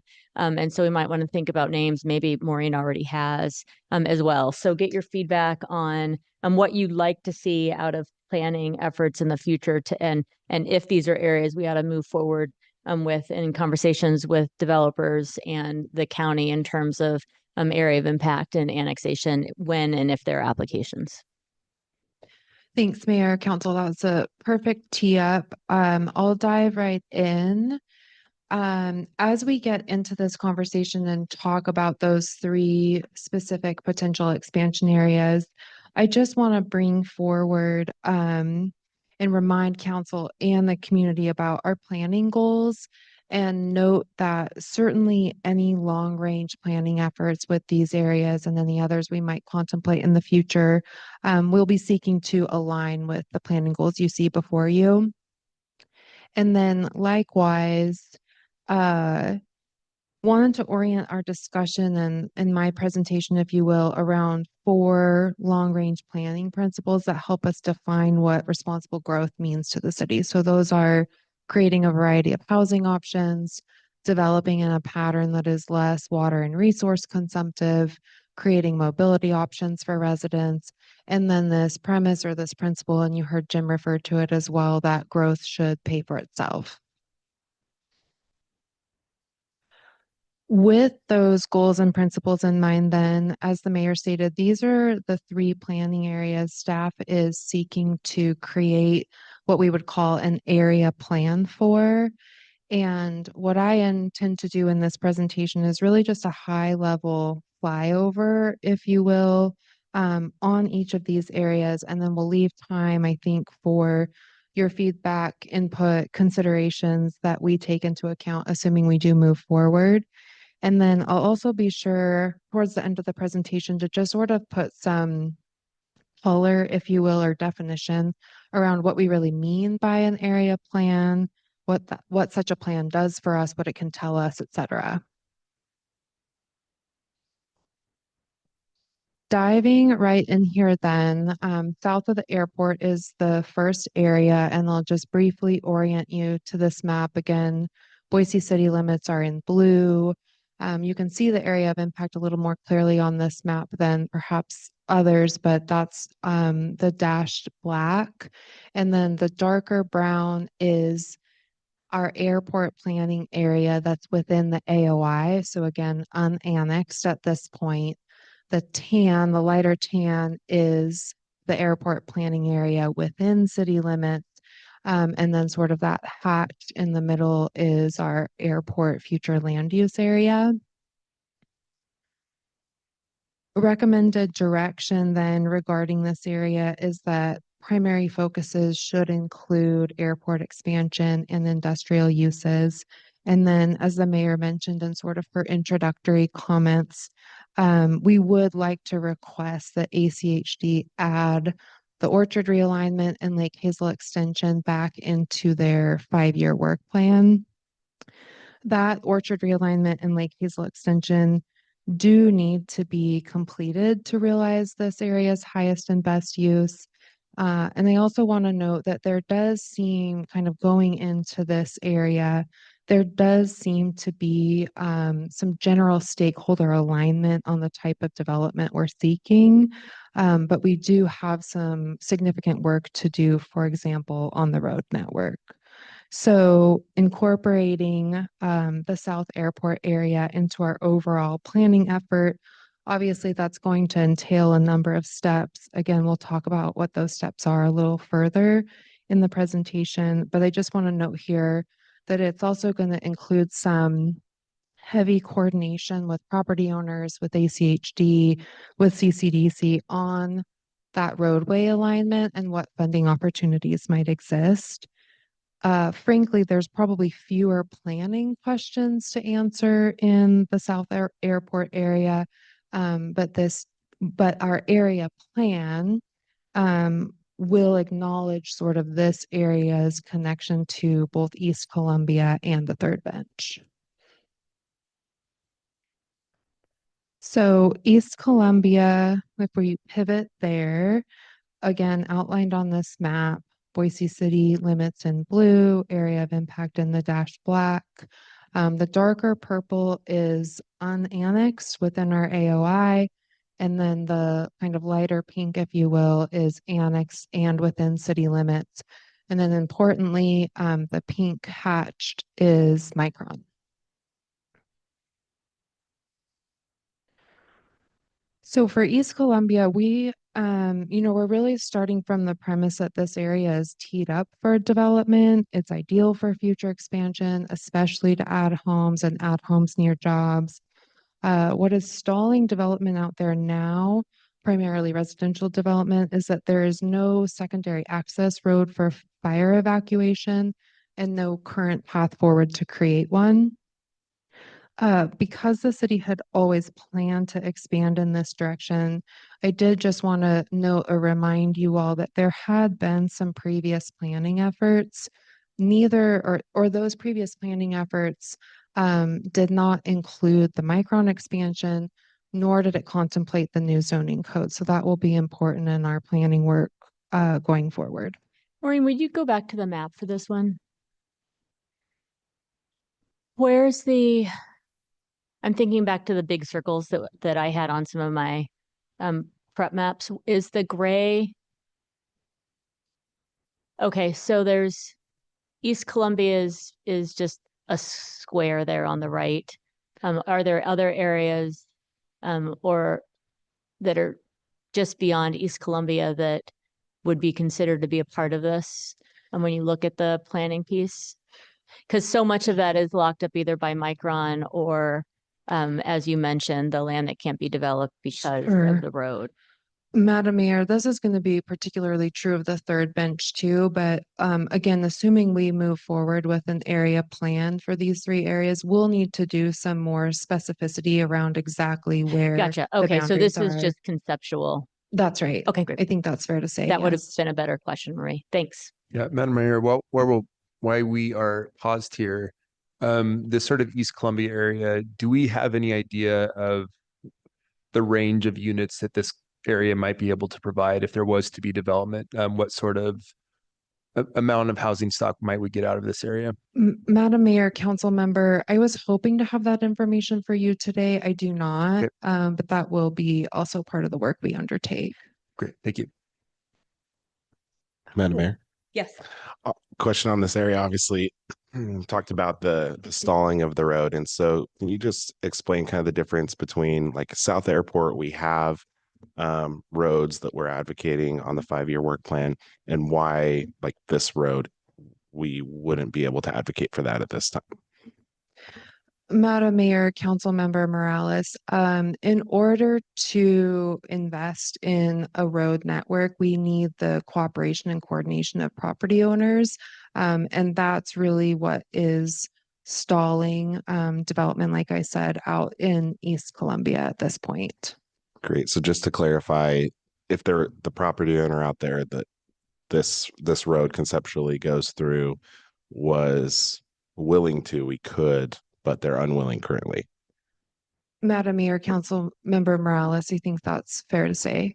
And I just go give a little bit more color to the road south of the airport, Lake Hazel. The city owns land along that proposed route. Other landowners that own land have said they're interested in discussions. So in order for us to have those discussions and look at how we leverage the land and investment we could make with theirs, it needs to be on the plan in the planning document. Madam Mayor. go Stead and then Corliss. Um, Thanks, Maureen. I'm really excited that we're looking at this. I will be looking at it with the lens that I did the last project, which is kind of like what's the long-term infrastructure cost to the existing residents. But I think that those questions would be answered in this planning, and there might be some really good things that come from it. I know from my previous role with Boise Valley Economic Partnership that the city, is always in need of more industrial. We often have businesses that are looking to move jobs or manufacturing to the city, but don't necessarily have that access. And I think by opening up South Airport as a consideration for that kind of industrial space, it would make sense there, and that could do great things for our city, I think, in that sense. And for the third bench area, and even maybe with Columbia, but particularly that third bench, one of the things that came to my mind first when we started talking about this was on the north side of town, we have the amazing foothills, which is a resource for the entire city. And what a neat idea if we're looking at empty land on the south side of our city to maybe mirror something like that, so that the city was ultimately like sandwiched, if you will, between these open space kind of preserves on both sides of our denser development of the city edges. And so I would love for the third bench to be considered with that in mind, of what would that take to be something that's similar to the foothills, is in it's desert reserve, but could it be trail system? Could it be open space protected? And then I think for Columbia, East Columbia, kind of the same lens of like, would those infrastructure requirements weigh on our current residents? But also what a great opportunity to have the kind of development that I like to see in our city, which is nearby existing jobs, nearby transit corridors with the interstate right there. And then that additional density could potentially bring out additional commercial space to provide those, shops and markets and things like that for those existing residents out there, as well as maybe future residents. Mayor, Councilmember Sade, thank you for those comments. And we're going to get into just that with the third bench. And I'm happy to jump into that one right away. Or Councilmember Corliss, we can go to your question. But thank you. It's a point well made, and I'm about to make a similar one. Well, this just shows how prepped everybody is. It's great. No, I mean, we like now I'll remind you that you said it and you don't need to say it again. Okay. Councilmember Corliss. Madam Mayor, this question pertains to this map on South Airport, so thank you. Okay, you were allowed. I know majority of this we talk about for the airport planning and industrial use. Is there anything in this area where we're considering for residential, either maybe the part that's closer to Lake Hazel or somewhere off of Eisman? Mayor, So that gets to the maps. I think closer to Eisman is going to be in that next. Into East Columbia. Yeah, I mean, even in this map here today. Oh, and then right just, there. Gotcha. I mean, I'm thinking about the internet. I guess my question is, are we saying all industrial, or we don't quite know yet until we start doing the Mayor, Council Pro Tem, we're saying primarily airport expansion and industrial commercial, and certainly will evaluate whether and where any additional housing in South Airport makes sense. Perfect. Madam Mayor. Thank you. This might be a more question for you. Lake Hazel was on our 5-year work plan, then was off, and now it's being proposed again. Could you talk about like the pivot and like maybe how your views about economic development south of the airport play into that? Yeah, I'm happy to. This has been an area that I always envisioned, just as we sought to better leverage airport land for industrial development. It was an area that I envisioned would be perfect for industrial development. Now, the machinations of when the road came on and off were related to some discussions that were happening around preservation, but it was never my intention that we close this area for development. And while we brought to council the discussion around Lake Hazel and Orchard most recently, it's a big price tag. And so when you look at in the confines of an ACHD 5-year plan, et cetera, and you have to start taking things off in order to build the road, it's tough, because it really ultimately means that nothing that any of you want to see can be built by ACHD if we're going to build this. So my request that we put this on in a way that allows us actually to move, to show our intent that we are partners in industrial development here, if we can make it work with the developers and landowners that want to develop as well.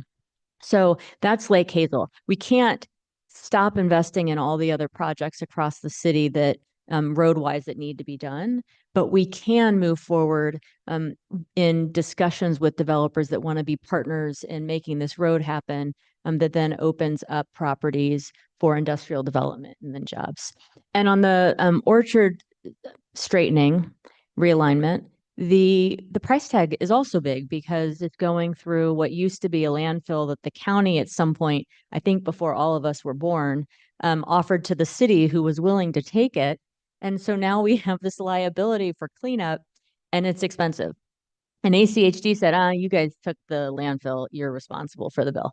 And so that too, from a budgeting perspective, given our revenue constraints, isn't possible. So what we've asked DEQ is, okay, what's it cost to clean up now? That's like where the road's going to be. Like if nothing else is going to be used, give us that number so that then we can have the same discussions with developers that right now are potentially being told by ACHD they have to invest in temporary solutions until that's fixed. So that then we can have conversations with willing developers that need this to be fixed to see if we can get to yes more quickly.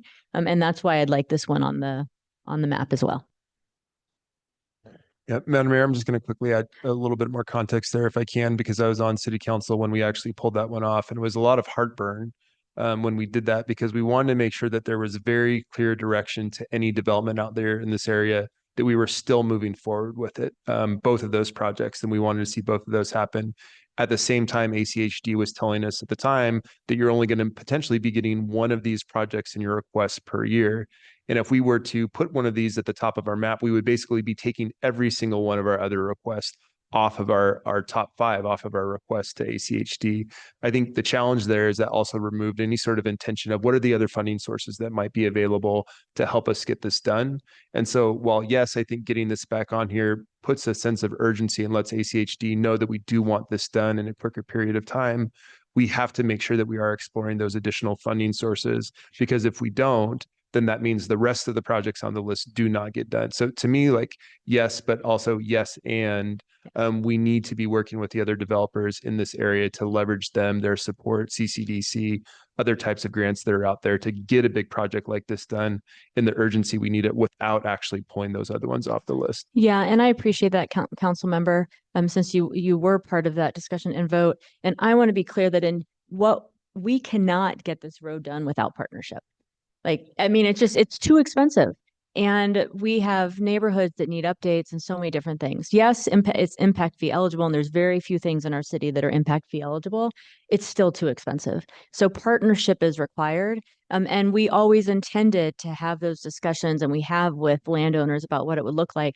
In pulling it off, it was at a time when ACHD said, you got to choose. And it didn't make sense, but that inadvertently signaled that we weren't interested, even though that was never our intention. And so now working with ACHD, working with developers, by putting it on, developers know too that we want to have discussions about how we move forward on this together, but it cannot be at the expense of the other investments that matter so much to our neighborhoods.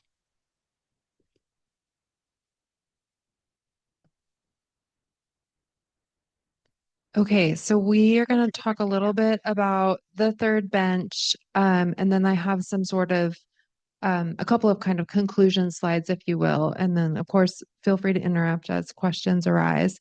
I touched on this already, and but then I just want to be clear and reiterate what you said before, Maureen. These are conceptual. Yeah, I'm about to say shapes. that. I'm about to. This is even stranger than the circle I've seen before. But we are not necessarily making a run on CUNA's area of impact. That is Mayor correct. Steer, I'm not after your area of impact.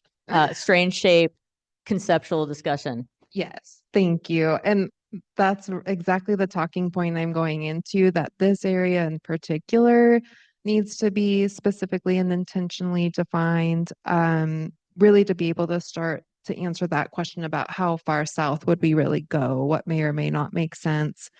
So this area in red, strange shape, is roughly what we would set out to evaluate. And I just want to draw your attention. You'll notice that there is a hillside overlay on the north side of this area. Part of the planning work we intend to do is to determine really whether it's appropriate to expand our city limits beyond that hillside and what type of development might be feasible on the south side of the hills, because the type of development might very well be the slope might very well constrain the type of development that's possible. So, Council President, I'm going to get to your point and just on this slide. I want to be clear that unlike south of the airport and East Columbia, the third bench has not been contemplated in our comprehensive plan. So any expansion of the city into the third bench will require significant planning that has not yet been undertaken. But a couple of notes or a couple of items to note that really do or could pose some pretty neat opportunities. One is, like the council president said, it may be possible to provide residents that are living in South Boise or south of the interstate sort of a comparable or similar opportunity for recreation as those that live near the foothills, in that we could, for example, consider a trail system. So as I stated in my comments earlier on foothills protection, really the values of this city and our residents include access to open space, and it might be possible to develop something in the south as special as the foothills. So there's a real land conservation and recreation opportunity here. And then the other important point of note is that we also want to explore the possibility of housing on the east side of this potential expansion area. On paper, that area is close to jobs, it is close to transit. Again, given the hillside, we'll need to evaluate what's possible from an infrastructure and cost perspective, but we are definitely looking forward to digging into that. And then just two more slides from me. Given the direction here today, assuming we receive direction to move forward, PDS and our long-range planning team will begin the process to create an area plan. And that area plan would include the three areas we discussed, south of the airport, East Columbia, and the third bench. This plan will consider expansion in these prioritized areas with potential for not only creating additional housing, which of course will be a big focus, but also preserving land where it might make sense to do so, while we also, and I want to make sure to sort of make this plug, while we also continue to pursue and encourage infill development within city limits because we have pressing housing needs now. And then just really quickly, it's worth expressing some of the benefits of creating an area plan. I've included some of those here, and the plan is really the vehicle by which we can achieve things like aligning land use, transportation, utilities, parks, libraries, fire, et cetera. It's the vehicle by which we can identify cost-effective infrastructure sequencing and how we might do that. It's the vehicle by which we can create better design and housing outcomes. We've heard a handful of council members speak to that in this afternoon's work session. Foster infrastructure and service alignment, both across city departments and other agencies, produce implementation ready outcomes. So think land use designations, zoning recommendations, timing and phasing, and then also enable a predictable growth pattern, excuse me. And then in addition to those benefits, I just wanted to provide a little bit more specificity about what an area plan delivers and sort of espouse for a minute, if I can, on what the value is. And namely, that value is that it provides council and city leadership with clear choices and does that by getting in front of individual development projects. And frankly, that's a service to both the city and the development community, because in this way, the city can be proactive instead of reacting or by being reactive, and we can create a decision-making framework that really takes into consideration the totality of the city's goals and its strategies as it relates to growth, and then provides mayor and council a guide by which you can make informed decisions, including due consideration to Boise City taxpayers rather than being put in really what amounts to an impossible position of trying to respond to one-off requests, be it requests for annexation or individual development projects. And approaching long-range planning in this way improves community-wide outcomes. And then they also want to note it provides a predictability for landowners in the development community, which we also know is critically important. If they know where we're headed, if they know what we value, what our intentions are, and the outcomes we're seeking, that also enables developers and landowners to plan. So just a handful of closing comments. I want to reiterate that you see here at the end of 12 months, council will know the following things, and we will need 12 months to complete this process. That being said, I intend for our team to map out some interim deliverables. So that means we will be back in front of you. It's not as if you're not going to hear from us for 12 months. We want your participation and feedback in this process. And then I also just wanted to note that I'm not sure how that time frame lands with you necessarily. It may seem like a long time, but we do have a unique window of opportunity to take the time to sort of do this thoughtfully. The point has been made from the dais this afternoon that the road network, for example, is expensive. And even if it was resourced today, if we had the funds to build that infrastructure today, it would take years to do. So we have this unique window of opportunity to really map out what's possible over the next 12 months and really what's best for our city in terms of these three areas. Happy to stand for questions or comments. Yeah, Madam Mayor, Maureen, thank you very much. I am so excited for this. I mean, I think it's something that probably everyone in this room, and I know the mayor and I talked about years ago before even coming on council, is how do we look at a plan for this area? And so happy to see that we're looking at bringing this forward. I had no idea it took a year to look at these planning areas. And each of them kind of seems unique in their own, where one's more industrial, one's really seems more focused on residential, and the other one on the land preservation. I guess my thought is instead of doing these all in tandem, I mean, would there all together, would there be benefit to prioritize which ones we want to look at? Mayor, Council Pro Tem, that is possible. I think the idea of doing one area plan is sort of this acknowledgement of the deep connection between the three areas and our need to focus, and you said this in your comments, on sort of the mix of uses because they are of in some respects equal importance, right? Be it an industrial use or the housing we're seeking. So what I would love to have the opportunity to do, and certainly you can, we're here for your feedback as far as which of these areas we might want to or need to prioritize from your perspective. What I'd like to do is sort of scope the project with our team and work through what those interim deliverables might be, and then go from there. Work down the line this way and then come over here. I'm down the line. So first, I think just a request. So trying to figure out what some of the numbers are for some of these areas. So like East Columbia, and what we think potential for housing is there.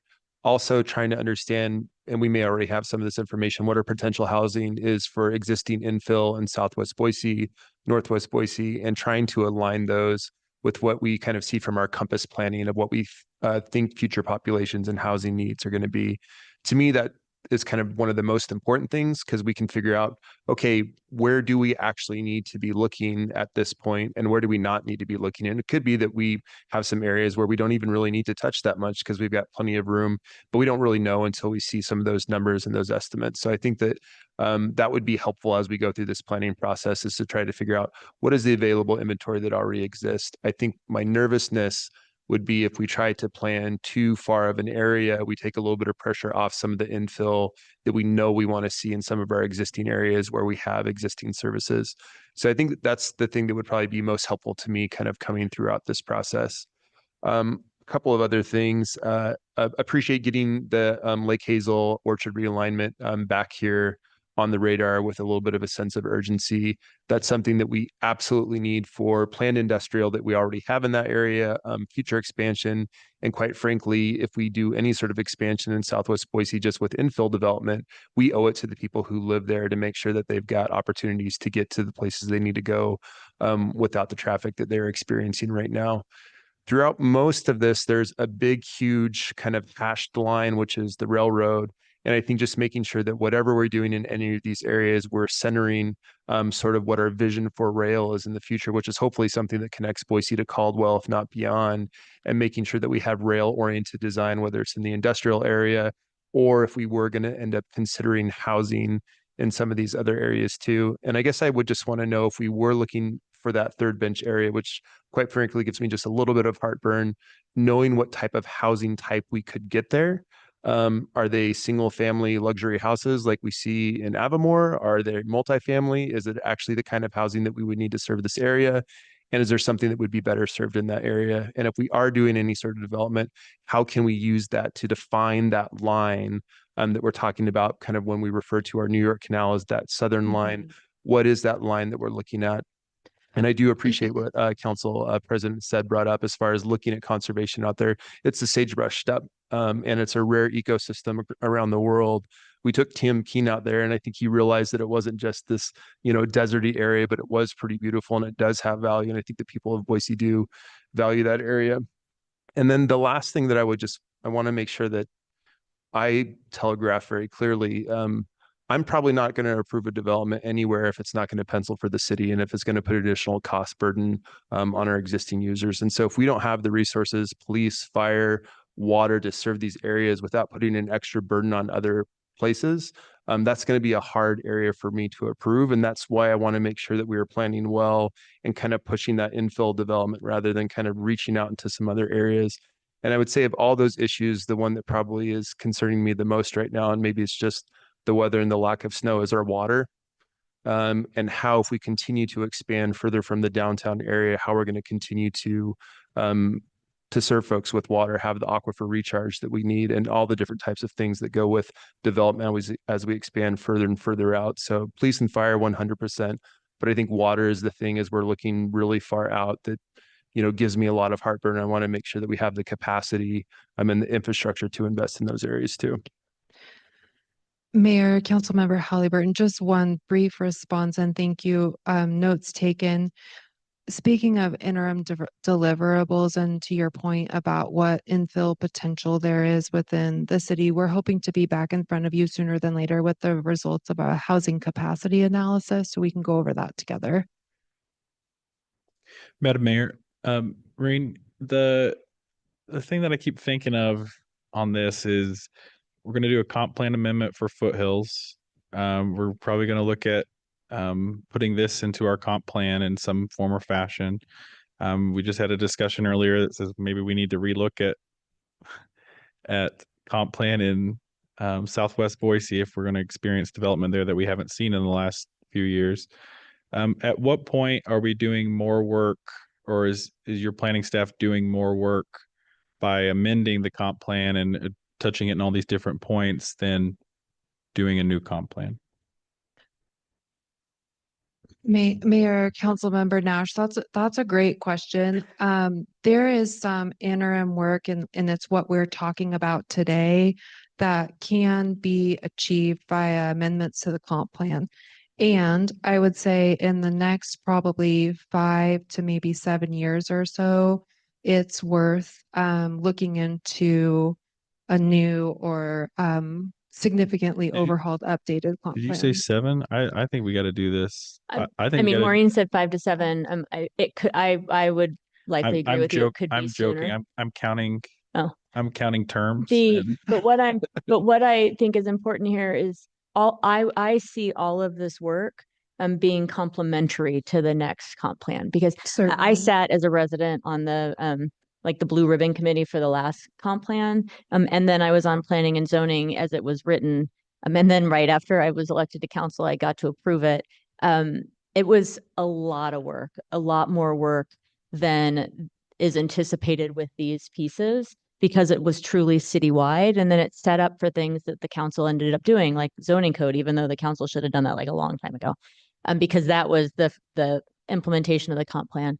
So these pieces, I would say, will help us prepare for the next one, should not wait and be added into a new comprehensive plan process. Madam Mayor, Maureen, I appreciate this. If you could go back to maybe, do we have a slide that shows the multiple planning area, the multiple areas? I think you'll see there's not much to the west here, and that's probably because of comments that I've made in leadership meetings about my anxiety around the 10 Mile Creek planning area. Once we did Murillo, in my mind, and I've been on the record about this, I kind of saw New York Canal as the southern boundary. As you heard tonight from Jim, that's good for sewer reasons. It's probably bad for providing more residential capacity that would be more taxpayers that would pay into fire. There's some benefits in having more folks out there.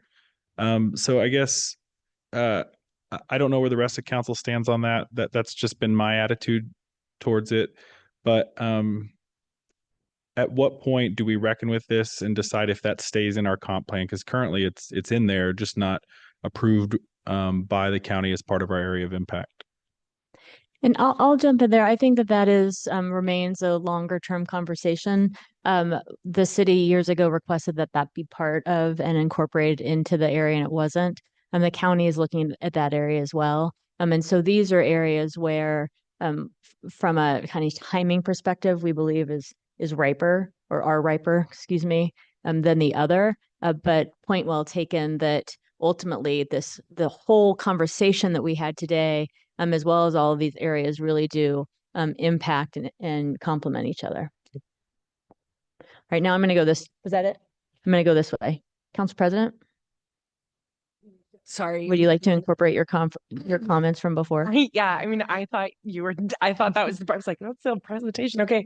But I think so. I don't really have much more to add at this point. I think what I've said still stands. And I respect the comments that have been made and support that direction as well. I think we're eager to learn more about this area, and by greenlighting the planning of it, I think that's how we do that, on what it could look like to support the needs of our city. Maureen, thank you. You've been up here a lot today, so thank you. Appreciate it. To echo Kathy's comment, this is really exciting. I think this is something that that Boise's ready to do. I am interested in your deliverables. Part of me wants to see us take each of these areas one by one and see what we could get done, particularly the areas that are adjacent to Micron, because we know we need housing there ASAP. So I'll look forward to seeing how you want to stage this, and then we can make that decision then. Great. So great job. Very excited. Madam Mayor.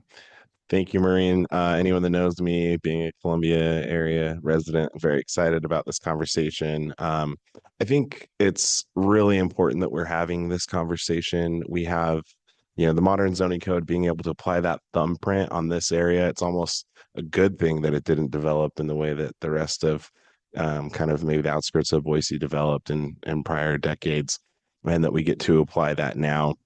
And I think by not growing in this direction, we kind of have to take responsibility for kind of the wild Western growth that we're seeing. And so when we think about, thousands of homes coming on from Highway 16 and things like that, we have to understand that by not developing this way, that we're also contributing to that and to those outcomes. And so it's important that we are building up and we're seeing benefits from infill, but also considering where we're growing out. And this is the area, I've made a joke about this on social media about Micron's the largest parking garage coming to Idaho at Micron, and having that Kramer experience trying to find your car. But I think about all of these employees and the quality of life that it is to have to drive that far to get to work, only to have to circle the largest parking garage in Idaho to find your car, to find a spot. And so this is a very important area for our economy and for our neighbors' quality of life.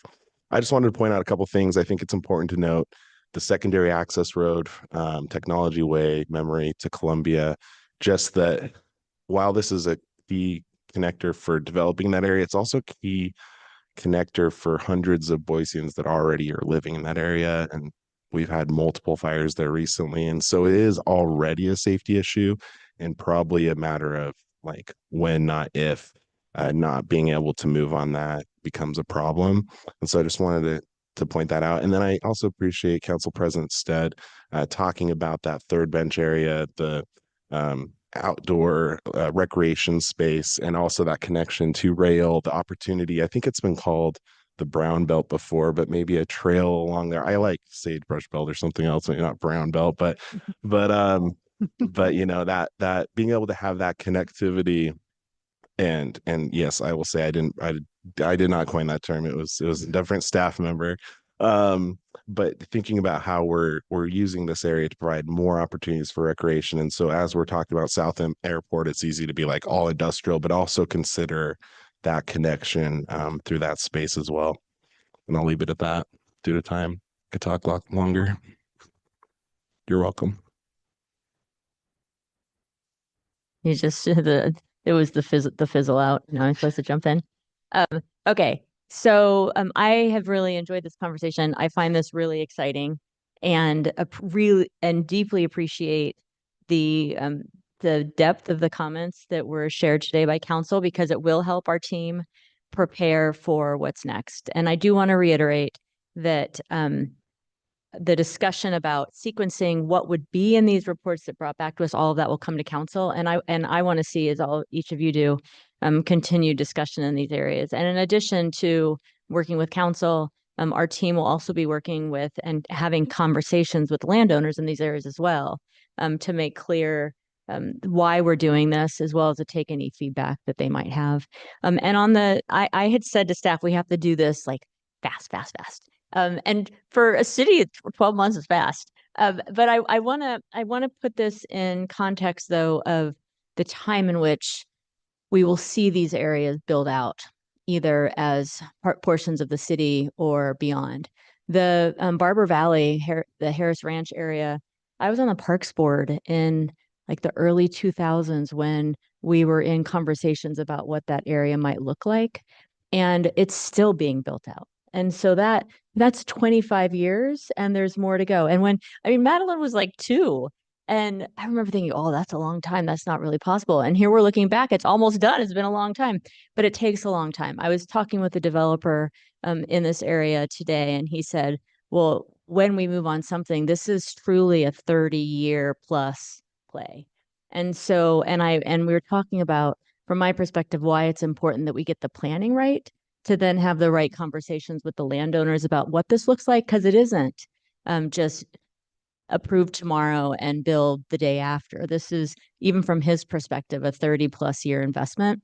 And so when you put it, I believe that when you put it in those terms, 12 months to really drill deep, to get these things right, it could be faster, though is an appropriate amount of time. Recognizing that we have a really unique window right now with interest and a need for homes because of these jobs, that we want to move quickly, while doing it the way Boiseans expect us to do, which is intentionally with the goals that Maureen set up in that first slide, and then to be able to work in partnership with landowners to develop and deliver communities and new neighborhoods for our residents that are reflective of Boise's values, expectations, and really build on the great legacy we have of strong neighborhoods done right. So look forward to the continued conversation with all of you, people in the community, and then, of course, our staff that has put so much into this. Thank you. Great. Thank you. Yeah. And with that, we'll break for dinner. We'll be back here at 6.